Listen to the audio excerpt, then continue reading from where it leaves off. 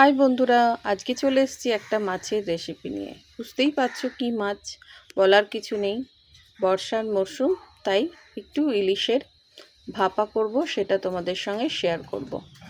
অনেকেই ইলিশের ভাপা করে, কিন্তু আমি কিভাবে করি সেটাই তোমাদের সঙ্গে একটু শেয়ার করব।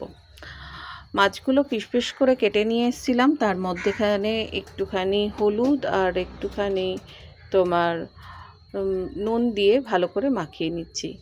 আর সেগুলো মাখিয়ে নেওয়ার পর একটুখানি তেলও দিয়ে দিলাম।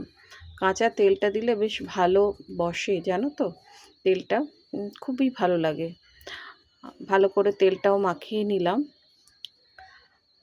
দেখো কি সুন্দর তেলটা আমি মাখিয়ে নিচ্ছি, প্রত্যেকটার মধ্যেই আমি কিন্তু তেল মাখিয়ে নিচ্ছি। আর এদিকে সর্ষে পোস্ত আর কাঁচা লঙ্কা একটু নুন দিয়ে ভালো করে মিক্সিং করে নিয়েছিলাম।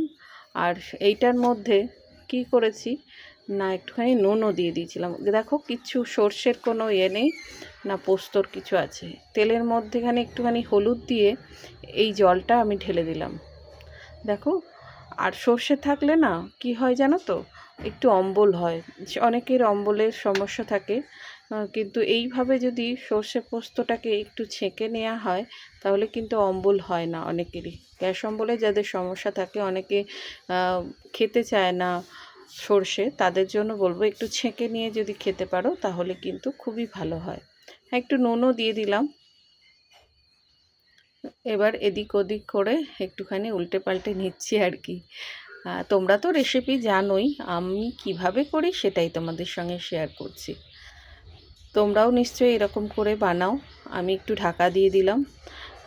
একটুখানি ঢাকা না দিলে পরে ওর থেকে যে তেলটা বের হয় না, মাছের যে আসল তেলটা, সেই তেলটা বের হয়ে যায়। দেখো তেলটা অর্ধেকটা বেরিয়ে গেছে। আমি কাঁচা লঙ্কা দিয়ে দিলাম, কাঁচা লঙ্কাটা দিলাম, আবার একটুখানি ঢাকা দিয়ে দিলাম।